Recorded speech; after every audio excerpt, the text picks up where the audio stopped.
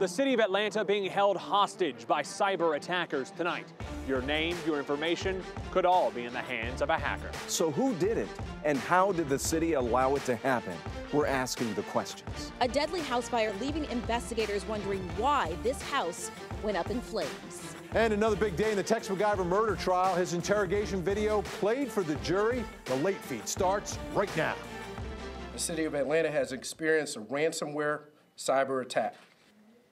Right now, Atlanta is under cyber siege. The city's computers being held hostage by hackers who are demanding ransom.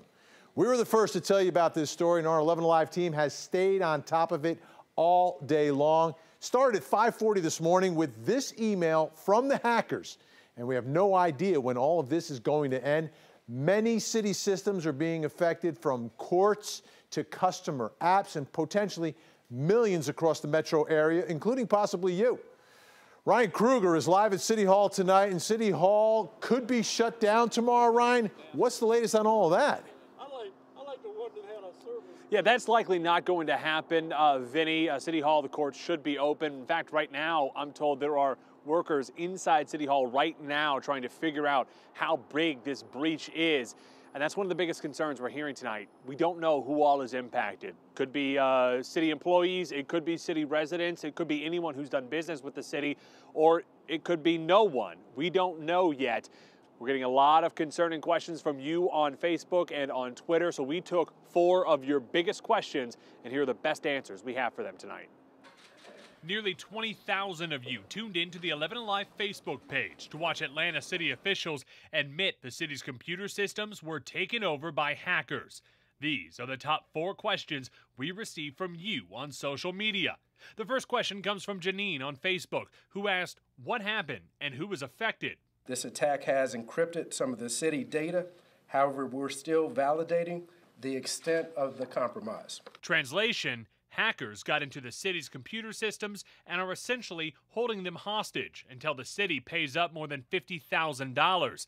The city says the emergency services are still running, but they're still trying to figure out how big this breach actually is. The second question comes from Chris on Twitter, who asked if you've ever paid a parking ticket to the city. Will I be compromised too? I would ask that people assume that you may be included if data has been breached. But that's really the $50,000 question. City officials don't know if your personal information was stolen. And that leads us to Nat's question, which came to us on Facebook, and it asks, as citizens and business owners, how do we protect ourselves? Well, the best advice is to treat this like you would any other hack. Monitor your credit reports and your bank accounts, and pay attention to any new alerts as we learn new information about this hack. And finally, Ray on Facebook says hopefully the mayor and the city can get to the bottom of this soon. The city says they're working with the FBI along with 2 private companies, Microsoft and Cisco, to fix this. But there's no word on how long that might take. And the good news is 911 emergency services, those are all running as normal, so that will not be impacted. Again, City Hall, the courts, they do plan to open tomorrow, but they are saying they're expecting a lot of issues even tomorrow as they try to figure out all of this out. As far as that ransom goes, that $51,000, I asked Mayor Bottoms, is the city going to pay that? The city says right now they're not sure. Vinny? Thanks, Ryan. Ron, you know, you're a former cop. I'm a former prosecutor. We have a lot of questions about why and how all this happened. Absolutely. We brought in Willis McDonald from Core Security, threat manager there. Thanks for joining us. Who do you think's behind this one? It's hard to say. I mean, this could be any number of groups out there, but this particular group uses a particular piece of malware that they compromise systems and encrypt all the systems within the network and just render them useless. So what happens if the city does not unlock the encryption? What happens to them? If they don't unlock the encryption, they have to rely on backups, and backups can take up to weeks to restore depending on what was encrypted, what they lost in the attack. So the cost of actually restoring those backups could be more than actually paying the ransom. Wow, so they're shut down for quite some time now. What about the taxpayers? What is the cost to the taxpayers in all of this? Because I want to point this out. This is what we learned. The city has said it is bringing in experts from Cisco, Microsoft, the FBI, and Homeland Security. So that has to be really expensive here, Willis. Wow, that's a lot of people to bring in for this. And given the cost being somewhere in the neighborhood of $51,000, wow, it's going to be cheaper just to pay the ransom and decrypt their files. Cheaper to pay the ransom than to bring in all these folks to try to fix it. Experts. All right, how about my PC? What if I get hacked by this ransomware? What should I do? Depends on what you do. If you have good backups, restore your backups. Otherwise, you're going to have to pay the ransom. And if you pay, are you okay? Will they give you your stuff back?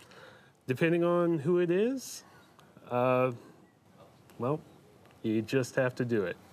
You have to take that risk.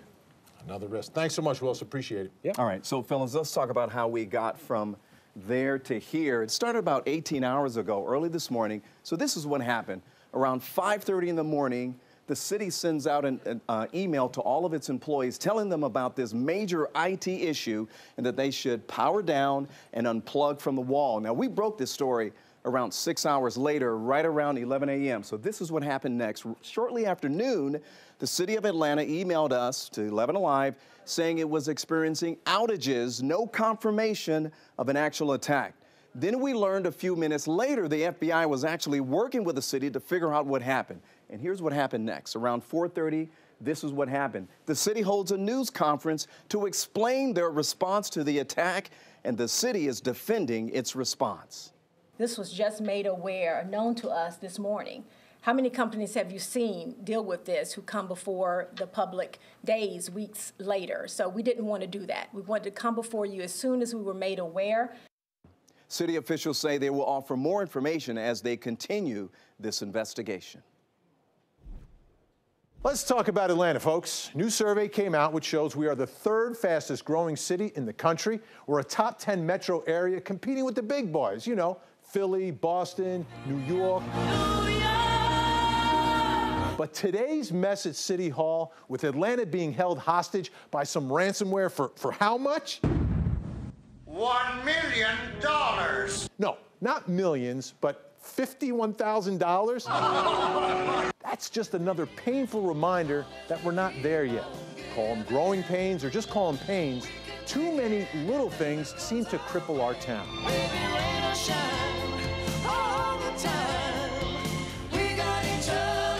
If we want to be a grown-up city, then let's act like a grown-up city.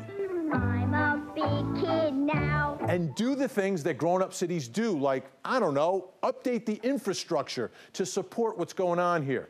And if anyone from Amazon is watching right now, forget what I said. And don't forget to grab something to eat at the Varsity. All right, you know social media already roasting Atlanta over this. Lynn promising to go back to rotary phones, while John says he caught Alexa packing her bags. But do you think this is the biggest black eye to the city's reputation? Weigh in on our 11 Live Facebook page. We'll tell you our picks at the end of the show. All right, Vinny, we got some breaking news tonight. A teenage girl shot by an ex-boyfriend at her high school in Maryland on Tuesday is now being taken off life support. That's going to begin our speed feed tonight. The mom of 16-year-old Jaylyn Willie says her daughter has no life left in her. She was allegedly gunned down in the hallway of her high school. The ex-boyfriend eventually killed by a school resource officer. By the way, student survivors of the shooting in Parkland, Florida, are in the nation's capital ahead of the huge march planned on Saturday. They're calling on thousands of other young people to march through the streets of Washington and other cities around the globe, including right here in Metro Atlanta, to demand stronger gun control laws. We'll be on top of that one. A high-speed chase through Atlanta involving an ambulance. Georgia state troopers say they noticed it didn't have a state tag, and they watched him make an illegal move to get onto Interstate 20. Troopers chased it onto Flat Shoals Road, where the ambulance then slammed into another vehicle, kept on going before hitting another vehicle, and then hitting a telephone pole. The driver arrested, and troopers found he had a suspended license. Another big change in the Trump administration tonight, and it was announced in a tweet. John Bolton will be the new National Security Advisor. He's going to replace H.R. McMaster. Bolton served in high-level positions in administrations of presidents of Ronald Reagan, George H.W. Bush and George W. Bush. He is known for his hard-line foreign policy views. And did you see this? Breaking tonight. Right now, protest over a shooting death of an unarmed man in Sacramento, California, delaying the start of tonight's Hawks-Kings game in California. You can see only a few dozen fans made it into the Golden One Arena. While hundreds of demonstrators gather outside, the game finally tipped about 20 minutes later. By the way, Vinny, we're going to stay on top of this protest for you and bring you updates on 11alive.com. In his own words, Diane, it was kind of flattered. She said, I've been shot. let's hear what Tex MacGyver told police about the night he fatally shot his wife. And once again, rain is returning to the forecast. Coming up, we'll time out how it will impact your weekend. Hey guys, Will Smith is my guest tonight. Plus, we have Fran Lebowitz, music from Billie Eilish, and tonight's show hashtag. It's a great show. Stay tuned.